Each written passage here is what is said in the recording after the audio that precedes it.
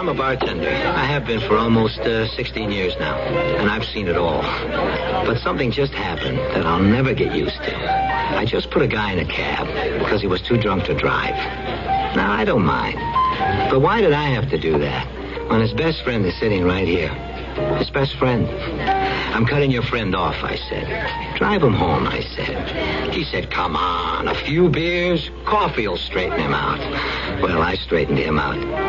Too much beer or wine can get you just as drunk as most mixed drinks. And coffee, well, it's better than taking another drink, but it's not going to sober you up. So now he knows. So the next time his good buddy gets a load on, maybe I won't be there. Then we'll find out just how good a friend he is. There are no more excuses. Friends don't let friends drive drunk. Find out how else you can help. Write Drunk Driver, Box 2345, Rockville, Maryland. A public service message on behalf of the U.S. Department of Transportation.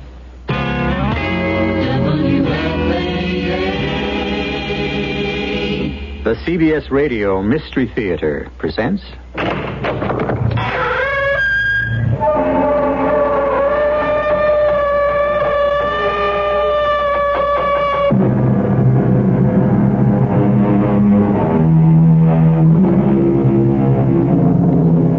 Come in. Welcome. I'm E.G. Marshall. For most of us, it requires all of our time and effort to lead one life. And yet, there are some of us who are required by circumstance or design to lead two. Yes, to lead a double life. To create two distinct and believable characterizations. To be two people. To be Dr. Jekyll in the sunlight and Mr. Hyde in the darkness. And to effect the transformations consciously, deliberately, smoothly. I beg your pardon. Haven't we met somewhere? Well, I'm afraid not, sir. Still, you look very much like my brother. Your brother? Yes. A brother I have not seen in 20 years. Yes, I would know you anywhere. You don't recognize me? You don't remember Dimitri? Dimitri? Yes, now I see it. Yes, you are Dimitri, and I've been looking for you. Well, this calls for a celebration. Oh, no, it calls for this. Are you crazy? What are you going to do with that gun? What I've been waiting to do all these years.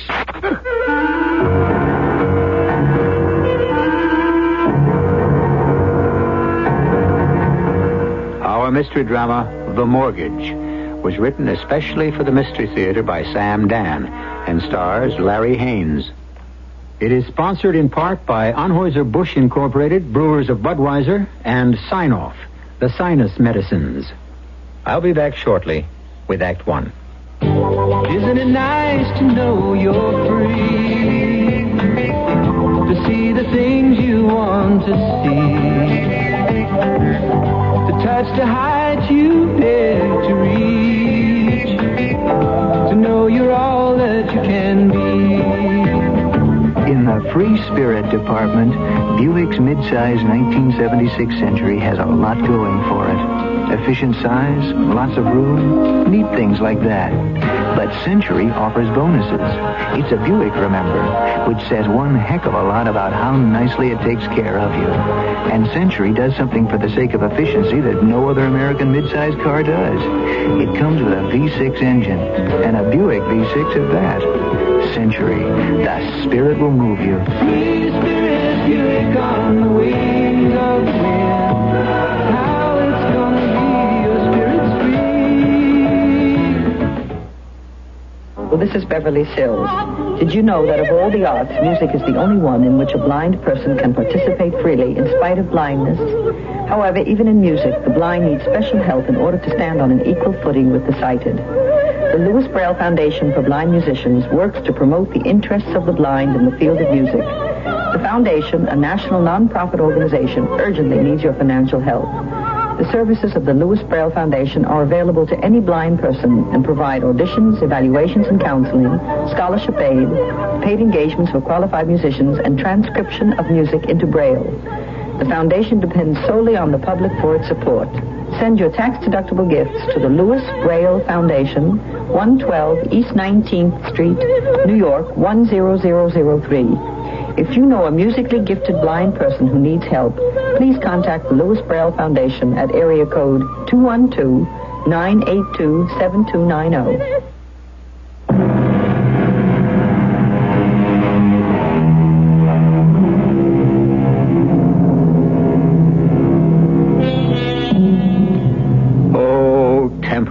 O mores, said the philosopher. Alas, the times, alas, the manners, alas, also, for some of the slogans that seem to be in vogue today, particularly the one that cautions, don't get involved. When you see trouble ahead, run the other way, mind your business. But there are those people who ask, what is my business? Isn't humanity my business? The man's name is Marvin Cooper, and today begins, as all of his days begin, at the breakfast table with his wife. Didn't the paper come this morning, Sally? Of course. I didn't think you wanted to read it. Why not? I thought you'd be too excited. Why? Oh, darling, there's no point in reading about other people who are making news on a day when you're going to be making news yourself. Sally, I wish you wouldn't make such a fuss about it. Now, where's the paper? The door was open, so I just came in. Good morning, Pete. Hi, Pete. Coffee? No, thanks, Sally. It's late. You know, it just now occurred to me that Marvin isn't going uptown today, now that he's going to be a television star. I don't know why I ever agreed to that nonsense. It isn't nonsense. It's recognition. Of what? Of the fact that you're a concerned and involved citizen. Well, isn't that what everyone is supposed to be? Since when is that something to explode fireworks about? You know, Pete, at first I thought it was just a pose with Marvin. But over the years I've discovered something. He means it. He's not aware at all that he's a most unusual man. Oh, Sally, nonsense. Well, there we have that word again. Marvin, take the credit. Take whatever they give you. Believe me, in this world, you get so very little. When are those TV guys coming in here? Well, they said about noon. Well, have fun. And Sally, don't let him be too self-effacing. Make sure he looks right into the camera. And don't let him mumble. Don't worry. Backbone of America, a TV interview program about the unsung heroes of our country, the dedicated men and women who quietly do the real work of this nation. Pete, you're going to be late to work. Tonight, Backbone of America brings you Marvin Cooper. And who is Marvin Cooper, you may very well ask? Only a man. I may have to throw you out of here. Laugh it up. See you tonight. Now, where did you say that paper was? I didn't. It's on the counter behind you. Oh, thanks, dear. Now, let's see what the world is all about this morning. I'll get it. Okay, dear. Hello? Oh, yes, just a minute. Marv, it's that Tomlin fellow. Who? You know, the producer of the TV show. What does he want? Just a minute, Mr. Tomlin. Marv, he wants to talk to you. Put the paper down. Marv, what is it? You seem to... Are you ill? Give me the phone. Marvin, should I get a doctor? Doctor? Why would you call a doctor? Because you're so pale. Will you let me have the phone? Hello, Mr. Tomlin. No. It won't be convenient for you to come over at 10:30. Marvin, we agreed... I understand, but we won't have to rehearse anything. Marvin, all these things you see on interviews, all those clever ad-libs, they're all planned. You don't understand. We won't have to rehearse because I won't be able to be on the show. Marvin! I realize that, and I'm sorry if I caused you any inconvenience, but I simply cannot do it. Darling, what are you saying? No, it isn't a matter of stage fright. I just can't appear on the show, and I'm sorry. There just isn't anything further to discuss. Marvin, what happened? Nothing happened. What's come over you? What has suddenly come over you? I just changed my mind, that's all. What's in the newspaper? What does the newspaper have to do with it? Well, everything was fine until you looked at the headlines, and then suddenly... Suddenly what? I don't know. Suddenly, this. Let me look at that paper. Budget crisis, Rock City. Well, that's nothing new. Stocks fall, third day in a row. Well, we're used to that. Ligorin named charge d'affaires in New York. Well, what could a foreign diplomat have to do with you?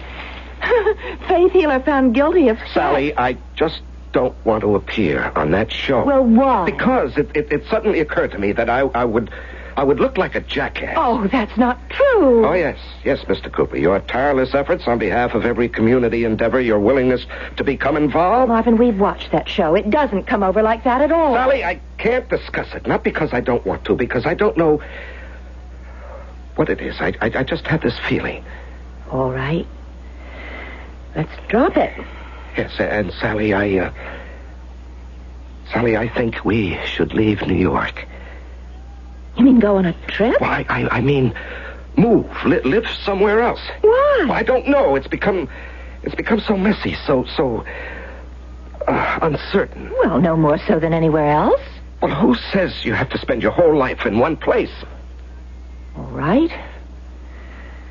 Where would you like to go? Oh, some small town out in the West or up in New England. Darling, I'm not knocking small towns, but you and we're not small-town people. Well, we could learn to love it, Sally. Well, we could, I suppose. And then what would you do there? Well, I could teach English at a small college. Small town, small college.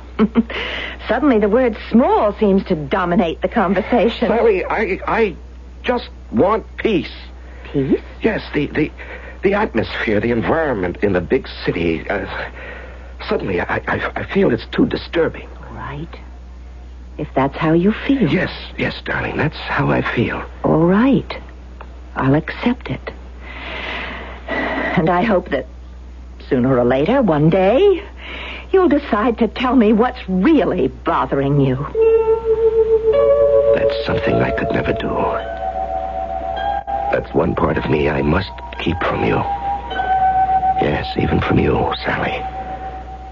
I can't tell it to anyone. I can't even tell it to myself. I simply must hope, must pray that it's been forgotten by everyone whose business it was to know about it. It's been such a long time. Maybe they have forgotten about it. One thing I will have to do, regardless of how you feel about it, we will have to leave the city. There are so many remote places in this country. Help me, somebody! Those two men, they're assaulting that woman. Why doesn't somebody do something? Why doesn't somebody help her? Help her, somebody. Help her. I can't. I would, but now it's too dangerous for me. What are you all standing around for? What am I standing around for?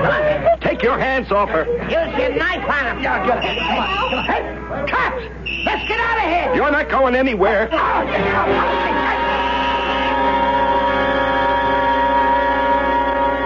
Hey, would you move over? Guys. Quiet down. Thanks to Mr. Cooper here, we caught both muggers. Hey, do you spell out with a C or a K? What's your first name? Gentlemen, please. Please, I don't want any publicity. Sergeant, do I have to talk to sir, you don't have to do anything. Hold it. No pictures, please. Don't take my pictures. You fellas heard what the man said. Put those cameras away. Gentlemen, I didn't do anything that any citizen wasn't supposed to do. I don't want any fuss made about it. You hiding something? Oh, come on, guys. Give him a break. Sarge, we don't get a hero every day. Please, gentlemen, I just don't feel like talking. Sergeant, isn't there any place we can go? Sure, right in here. Hey, wait a minute. Look, Sergeant, I gotta get a picture. Do you need me for anything else, Sergeant? No, we got it all down. I'd like to thank you on behalf of the department for what you did. Oh, well, that wasn't anything. Oh, don't say that. It was a lot. Go out this door. There's an exit out back. You'll give those guys the slip. Do you think anybody took my picture? Well, I saw only one cameraman, Lou Dudley of the Observer. Well, I asked him not to take my picture. Do you think that he might... Well, Lou, you never know. Well, is there any way I can stop him from printing it? Stop him? Haven't you heard? In this country, we got freedom of the press. The Observer. That's on West Broadway. Lou Dudley? Well, it's the bashful Mr. Cooper. Mr. Dudley. Yeah. Did you take my picture back at police headquarters? Yeah? Why? Well, because it's news. I'm a newspaper photographer. Well, could I ask you not to print it? Yeah, you could, but I'd have to ask why. Well, I have my reasons. Okay, let's hear them. My reasons are very private and very personal. Yeah, I'd still like to hear them. You see, I get paid to take pictures of people who make news. You're asking me to cheat my employees. I'm only asking you... I'm only telling you. Explain why. I just can't let that picture get into the paper, even if Even if you have to knock me down and break my camera, you're big enough to do it. Well, hello there, Officer Slattery. You want to come up to the office? I developed those pictures for you.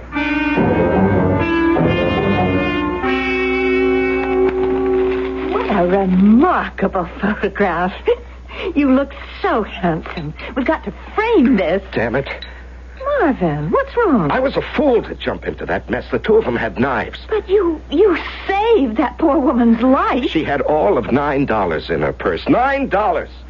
All they wanted was her money. Did she have to risk her life and mine for $9? I never heard you talk like this. What's the matter with me, anyhow? Wherever there's trouble, I have to poke my nose into I'll get it. No. Marvin. Don't answer that. Well, you don't have to snap my head off. I'm sorry. All right, if you don't want me to answer it, why don't you? Yes, I will. I will. Well?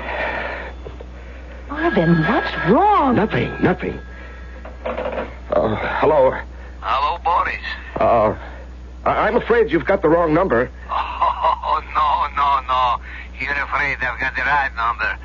Boris, it's me, Dmitri. Well, I'm sorry, sir. I'm not who you think I am. Who is it, dear? I don't know. I am sure you don't want me to come to your house, so therefore, Boris, you will meet me at noon at a place called the Seagull Cafe. It's in the East 40s. Be prompt, Boris. We have so much work to do. Hello. Who was it, Marvin? Nobody, darling. It was a wrong number. It seemed a rather involved conversation for a wrong number. I said it was a wrong number. Now, can't we drop it? Sure. Now, where are you taking me to lunch today? Lunch? Well, darling, I'm sorry, but there's a faculty thing, you see. On Saturday? Well, I usually don't make Saturday appointments, but this particular situation sort of sneaked up on me.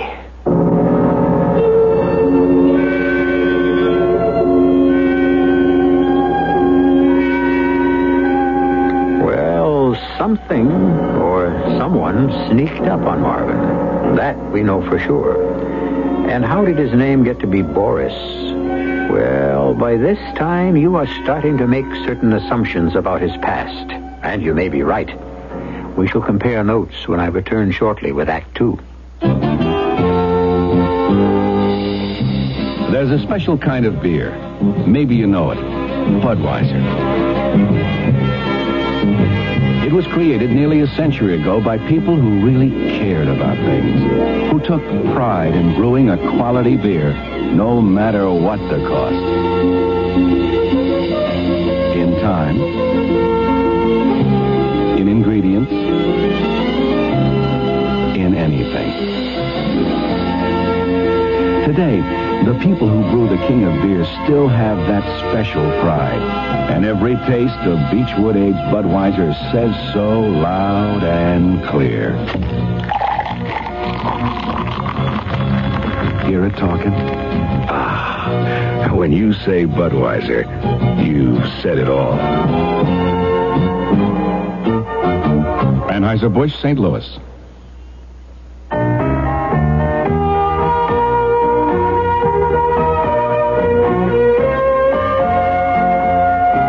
It was the first time I can remember really going fishing with my dad. I'm sure I'd been with him before, but the first time I really remember it was wading downstream with him in an extra big pair of wading boots as he felt his way very surely along the stream bed, and I shakily held onto the willows, and we found a spot where my dad lifted his finger to his lips and said, "Shh, we don't want to scare the fish away." And then I remember that fish. The biggest fish I'd ever seen in my life, and it was on the end of my line. And my dad, boy, was he proud. I'll never forget that as long as I live. Give your children everything. Give them your time. A thought from the Church of Jesus Christ of Latter-day Saints, the Mormons.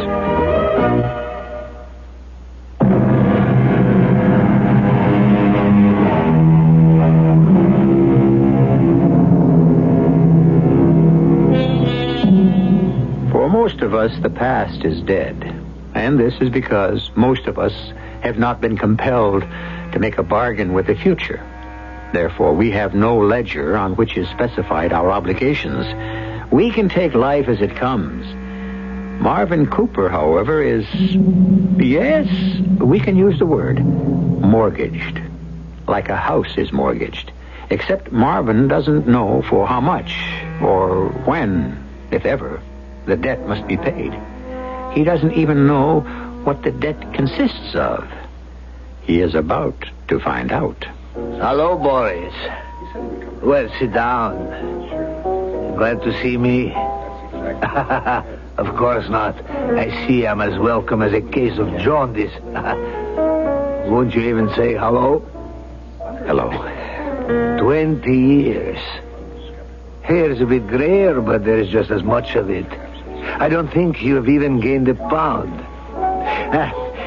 I've taken the liberty of ordering lunch in advance. I'm not hungry. Of course you're hungry. And the way the food is prepared in this place, you'd swear you had never left home. What do you want, Dmitri? What do you want, Dmitri? No. If I hadn't heard it with my own ears, is this how you greet a brother after 20 years? Step-brother. Blood brother. That was childish, romantic nonsense. Oh, of course it was childish. But why not?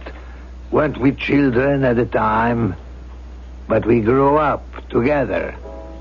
Joined the party together. Worked together. Dmitri, what do you want? We thought you were lost. And then that picture in the paper this morning. What fantastic, enchanted luck. What do you want? The time has come to justify your existence here. To fulfill your mission. Dmitri, please. Please listen. Can we talk as brothers? We can always talk as brothers, Boris. All right. All right. I agreed to come to this country. No, you are ordered to come to this country. And to become an American. Because you had the uncanny ear for language and the skill of an actor. Well, No point in making this complicated, dear brother. You were given a mission. As all members of the party are assigned a mission. Yours was to become an American and to hold yourself ready for whatever task might present itself. And you became an American. Yes, Dmitri, I did. I became an American. But don't you understand? I am an American. It's no longer a cover or a pose. I think like one. I feel like one. I believe like one. That's because so much time has gone by and so much has happened back home. The old man, he's been dead for so many years. And even those who came after him are gone, and so many changes. I thought everyone had forgotten about me.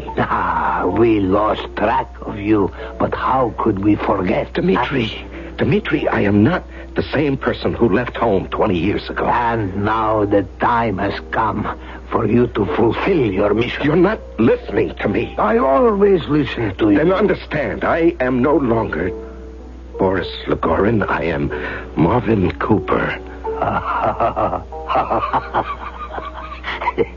This is fantastic. It brings me back more than 2 decades. I remember you were playing Shakespeare at the State Theater, and you said to me, I am not Boris Legorin, I am Hamlet. Won't you listen to me? No. You are an actor. You have always felt you must live the part you play. Well, whether this is sound technique, I'm not equipped to judge. Look, whatever it is you want of me, what will you do if I refuse? Oh, come now, Boris. You know we could manage to notify the proper counter-espionage authorities here in America and give them proofs that you are one of our agents.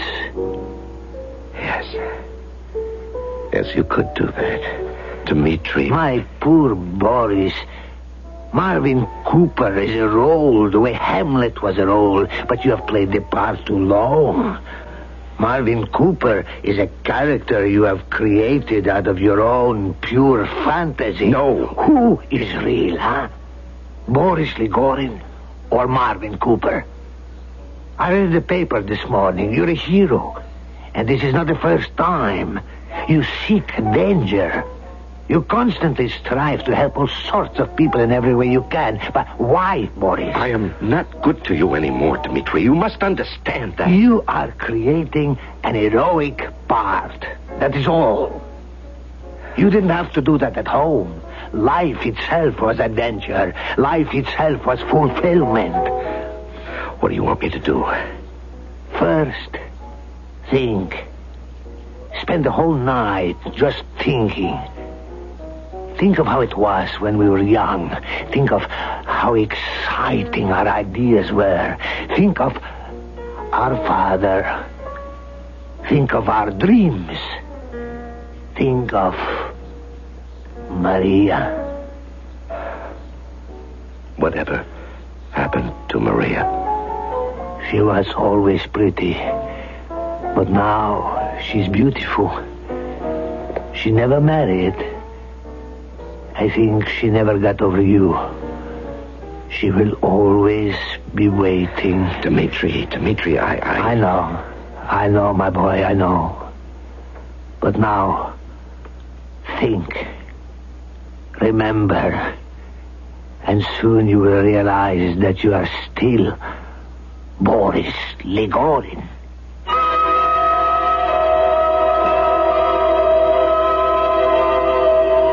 Penny for your thoughts, darling? Oh. I guess that's all you could buy for a penny these days. My thoughts, that's all they're worth. Now listen, there's this town way upstate in New York. Oh, what about it? Well, they've got a community college. It doesn't pay as much and it doesn't have the prestige of your present teaching job. What are you talking about, Sally? Well, didn't you say we had to leave the city and find a quiet retreat? Oh, that. Well, is it still on? No, I guess it's off. Nichivo. What did you say? Nichivo. It's a great word. I saw this picture on the Late Show, and it means... I know what it means. It means, okay, who cares? So, why are you so excited? The way she said it, she sounded exactly like Maria. The same mischievous smile.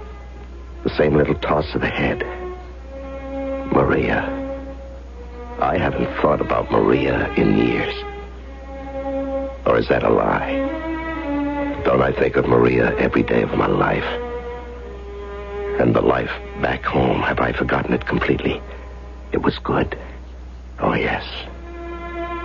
Oh, there were some bad things, but aren't there bad things everywhere in every country? And my father, the old man, was always good to my father. He never forgot how they were boys together, fought together, shared together, made the revolution together. Boris, the party. Never forget the party.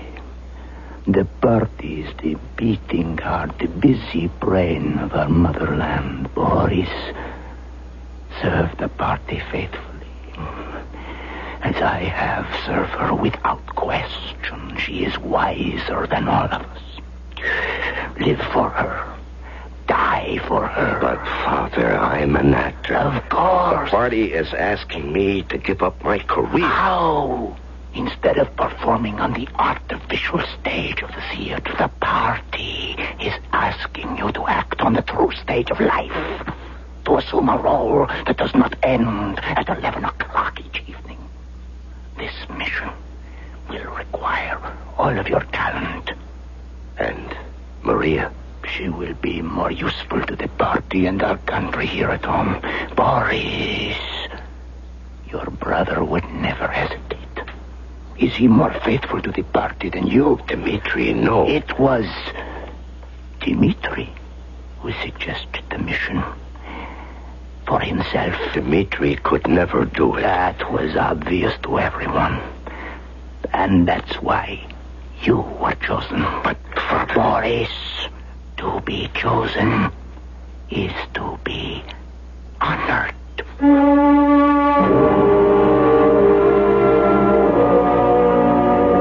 Why does it all come back to me now? Why do I think of it now? I don't know. I don't know anything. I don't even know who I am. Boris Ligorin. for Marvin Cooper.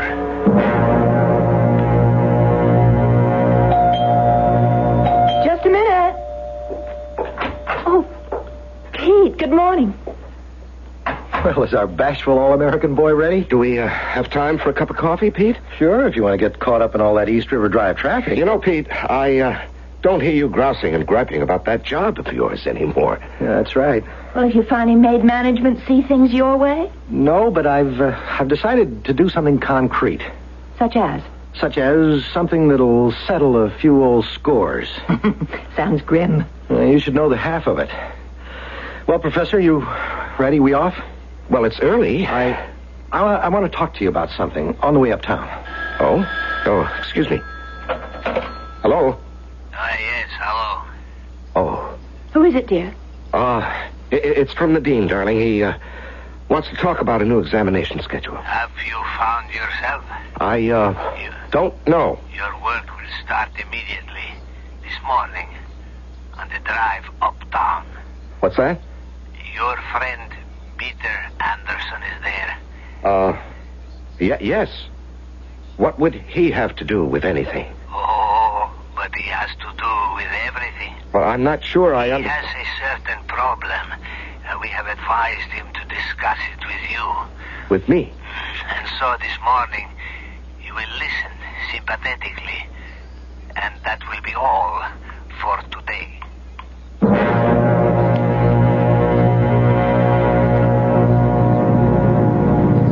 Marvin, how long have we been friends? Oh, years.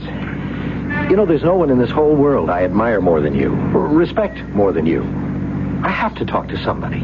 Somebody I can trust. Marvin, I can't take it at the plant anymore. Well, then quit. Quit? And leave them the metal conversion process? Well, it belongs to them, Pete. Does it?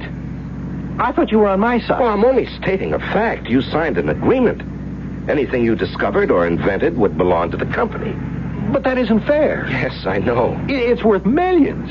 Do you realize how it speeds up production? Yes, I know, Pete, but what's to be done?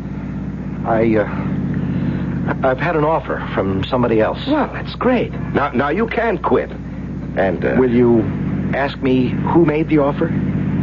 All right. A foreign country. What do you mean? I mean, I've been asked to defect. I think that's the word. And you know something? My initial reaction has not been to contact the authorities, but to think about it. Pete, why are you telling me this? I was told to discuss it with you. You were told? By whom? By those people. Why? Because they know I'm thinking about it, and they asked me, is there one man you can trust with your life?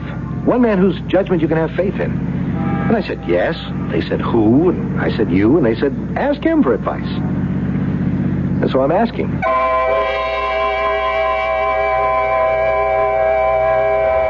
Well, you must admit, life has become a fast and furious affair for Marvin Cooper, or Boris Ligorin. And actually, at this point, he really doesn't know which one he is. So many of us are concerned with the search for our identity. Consider our hero. He has two identities to worry about. And as if that weren't enough, here is a brand new problem tossed into his lap. We'll have even more problems when I return with Act 3. I want that sinus medicine. Headache tablet? No, the sinus medicine that relieves headache and congestion, internal sinus pressure, and postnasal drip. You mean sign-off? Exactly. Compare sign-off tablets with anything you've ever taken for sinus. No sinus tablet you can buy relieves more symptoms. Sign-off gives you a full dose of pure aspirin plus a powerful sinus drainer. Sign-off works fast to help sinus pain while you drain. Sineoff. Sign-off, the sinus medicines in the bright red box. Take when needed, only as directed.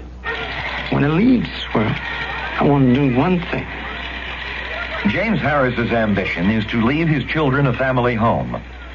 He's going to do it because he and others in Scott, Arkansas, have started a housing cooperative with a grant from the Campaign for Human Development. I mean, I leave him no money, but I can leave him somewhere they can lay their hands, say it is mine. The Campaign for Human Development, the United States Catholic Conference. Hi, this is Carol Burnett. Adolf Hitler came to power in 1933 and made life miserable for people in Germany. And that's why the International Rescue Committee, the IRC, was formed. It began by helping refugees from Hitler's Germany and went on to help millions more in World War II. But its work didn't end there because war and oppression didn't end there. You remember the brave Hungarians who stood up to the Russians in 1956? Well, IRC helped many who escaped. And since then, IRC has come to the aid of thousands who have escaped from Cuba, China, East Germany, Russia, or wherever freedom is pretty much of a meaningless word. It also does its work in countries ravaged by war. But IRC needs money for food, clothing, and medical care, to reunite families, to find people jobs, and homes for children without homes. So please, help the people who help. Send your money to this address, International Rescue Committee, Box 16, Times Square Station, New York City, New York, 10036.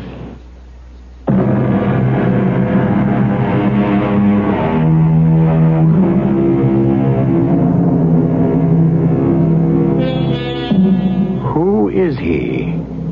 For the first 25 years of his life, his name was Boris Legorin.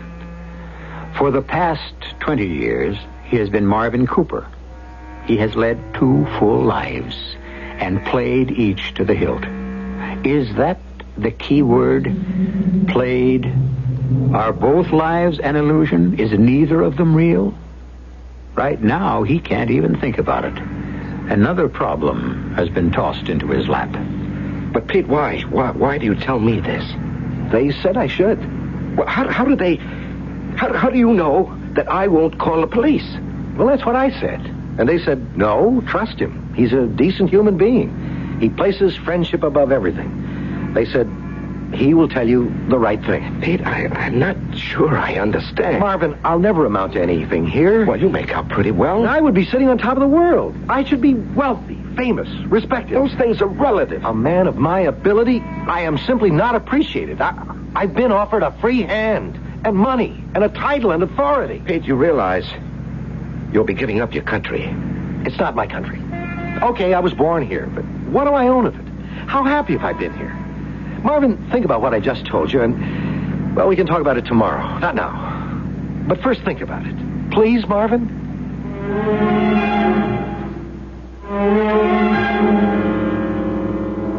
Yes, Boris. This is why you have lived here for 20 years. For this? To encourage this man to defect? What did you think you would be required to do one day? Assassinate some high public official? Steal the plans for a battleship? This thing is more important. But Dmitri... This man, this Peter Anderson, is a production genius. We need men like him. See how it worked out? Discuss it with your best friend, I said to him. And who is his best friend? Why, you. And of course, tomorrow, you know what to tell him. We did not know that your moment would ever come. We did not know what it would be like, but we have prepared for it for 20 years. And now we are ready. It won't work. What won't work? Pete, I know him. He's angry, bitter, frustrated. Of course. Otherwise, would he ever listen? He thinks he deserves position, wealth, fame. Certainly. You can't give him those things. Does it matter? Of course it matters. He won't be much better off than he is now. Ah, that's unfortunate for him. No, for you. Because he'll be so disappointed, so furious that he won't be of any value. As to that, we have ways of encouraging people to work to their full potential. But that's no concern of yours. But Dmitri... The party has made this decision, boys.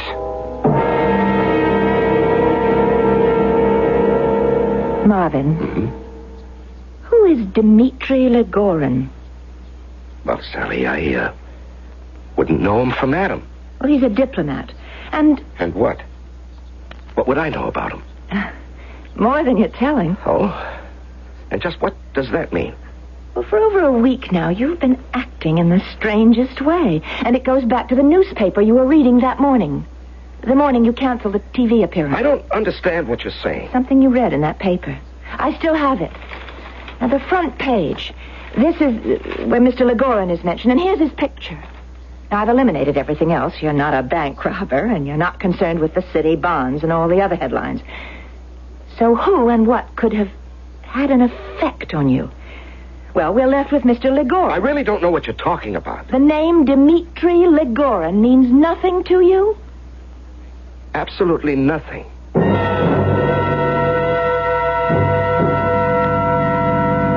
Then you agree that I'm doing the right thing? Yes.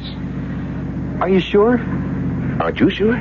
Well, it's a tremendous step. Oh, Pete, you owe it to yourself to better yourself. Home is where you're happiest, where you're recognized and rewarded. You know, I knew I could trust you. I knew you were my friend. And so I have chosen. Boris is the reality. Marvin is the role on stage. And for the first time in years, I feel I am living again, living dangerously for the party. Yes, I am an actor who plays the part of Marvin Cooper, but I always will be, Boris Ivanovich Legorin. Marvin. Yes, what is it, dear? About Dmitri Legorin. Sally, what is this sudden obsession you have with this Dmitri Legorin? Dmitri Legorin is the key to the mystery. What mystery? The great Marvin Cooper mystery. Why did the sight of Dmitri Legorin's picture in the paper cause such turbulence in Marvin Cooper? Sally, I never heard of the man in my life. Well, I've done some research on Mr. Legorin. Are you saying you don't believe me? It wasn't easy because there isn't. Please, now this is His nonsense. His full name is Dmitri Ivanovich Legorin. Now, what does this have to do with... Soldier and diplomat, son of Ivan Vasilyich Legorin, famous hero of the revolution. Sally, I wish I knew what you were building to. Brother of Boris Legorin, noted actor who died in an automobile accident. Very well, dear. Amuse yourself with this foolishness. Now listen, Dmitri is married to...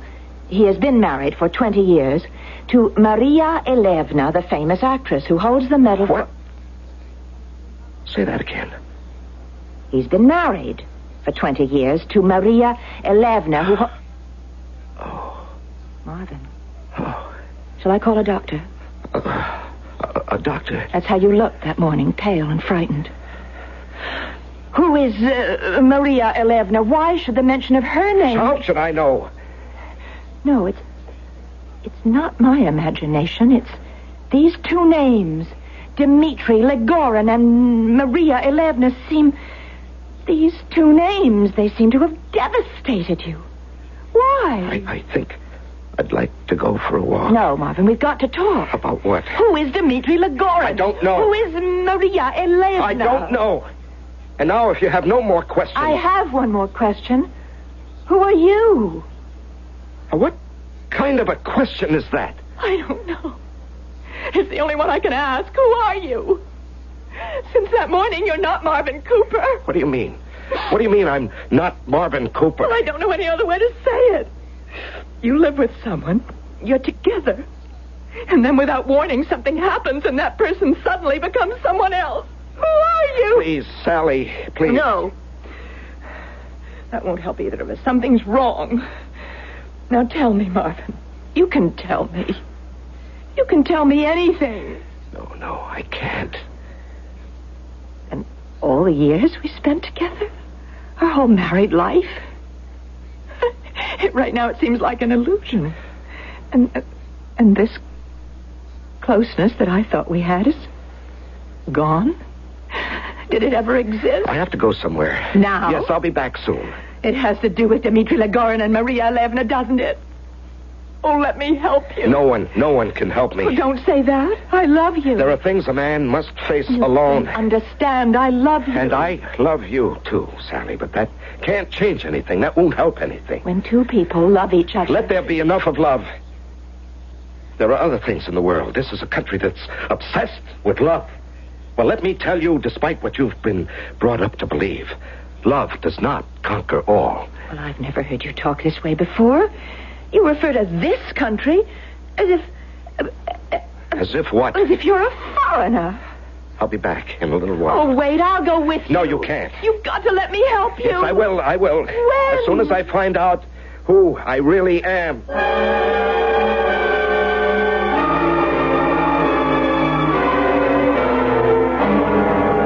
You told me she never married. Did I? You married her yourself. But there was no point in letting her go to waste. And this way, at least, I kept her in the family. You married her 20 years ago. Well, when we planted that fake story of your fatal accident, she was desolated and she needed comfort. And I was there. You always wanted her. You can hardly consider that a crime. And you arranged for me to be sent away on a permanent foreign mission. David and Uriah. Ah, how thoroughly Americanized you are. You even quote the Bible. Well, it's true. I did it for the part. You did it for yourself. Marvin! Pete! I rang, but no one answered, and the door was open, so I walked in. Ah, just in time for our appointment. Marvin, what are you doing here? Get out, Pete. If you know what's good for you, you'll leave this place and never, ever come back. Marvin, I don't understand. You advised me to take the job as a friend. I didn't know you were tied up with these people. Get out of here. Oh, no. Not now. I'm sorry. It can't be done. What can't be done? I'm afraid neither of you can leave now. Not you, Peter. Nor you, Boris. Boris? Why did he call you Boris? We're both leaving. You can do your worst, Dmitri. Hey, wait a minute now. Be careful with that gun. Both of you will remain where you are. Some friends will soon be here, and we will arrange No, Dmitri, it's the end for both of us. Don't take another step, Boris. You won't shoot me. I said don't move. We're brothers, after all. Stay where you are. Brothers don't kill each other. Stop! Marvin, are you all right? No, I'm not. I'm not all right. Dmitri, he looks as if he's dead. Yes. But he shot you, too. Let me call a doctor. No, I don't need a doctor. Just help me sit down. Here. And now, get out of here, Pete. Don't be fond here. But I want to help you. Help me. You can't even help yourself. Guys like you, it doesn't matter where you live, in what country, under which government. You'll never make it. You'll never be anybody. Because you're a chump. Just a poor, hard-working, talented chump. It's the wise guys, like Dmitri, who always wind up on top. I know, because I'm a chump myself. Marvin, let me call an ambulance. Be thankful. You're not starving to death. But, Marvin, you're hurt badly. No. I know. And I'm glad. No, I'm not glad, but I can't think of a better way to listen, Pete. You couldn't have been happy over there, Pete. You'd have been torn, like I've been torn. So many memories of the old times and places. He called you Boris. Who are you? Boris or Marvin? Who am I? Boris or Marvin? I guess I'm both. And I always will be both. And there's no way I can live with that.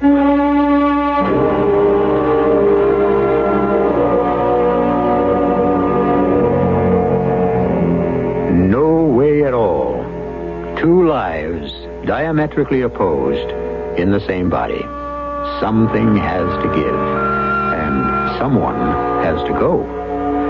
Well, I have to go right now, but only for a few moments, and then I shall return. I have a heart that goes bump bump, and sometimes I can hear it thump. And Daddy says that in my chest I have two things that are the best. They call them lungs, for breathing air. You never see them, but they're there. And if I breathe in air that's clean, I'll grow up like a jumping bean. Whenever I see any smoke, I'll run away before I choke. And something even better yet, I'll never smoke a cigarette. I'll breathe the air that's clean and free, so I can keep on being me. Clear the smoke from your family image and from your lungs. And remember, your kids may never start if you stop. Quitting is tough, but your lung association says it's a matter of life and threat.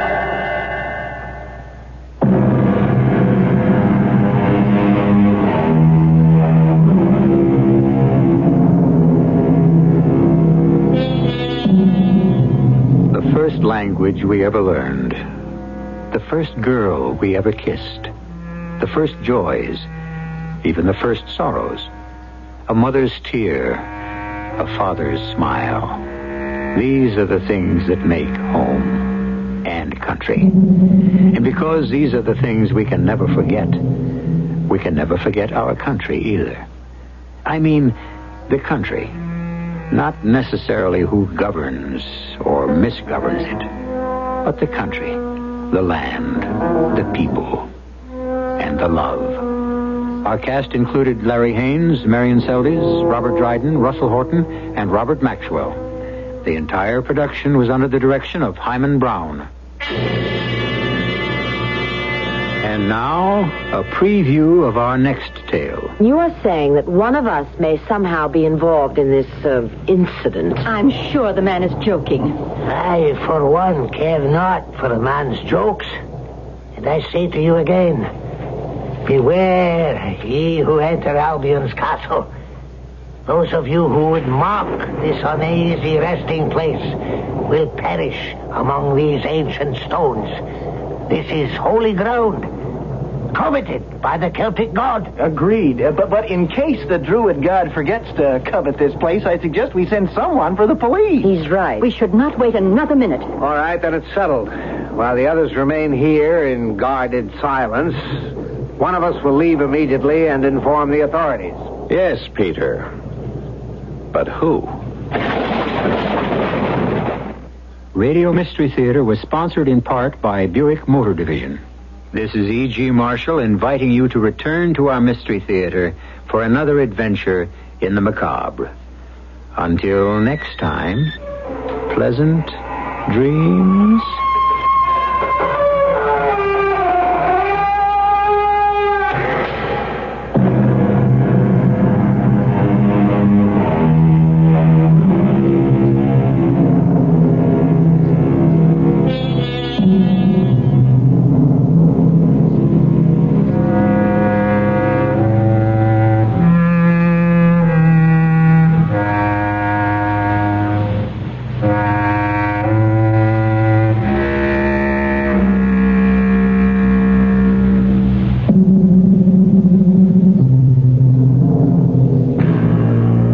Are you 17 to 22 years old, just graduating from high school and thinking about a college education? Before you decide where you want to go and what you want to do, ask someone who's been there.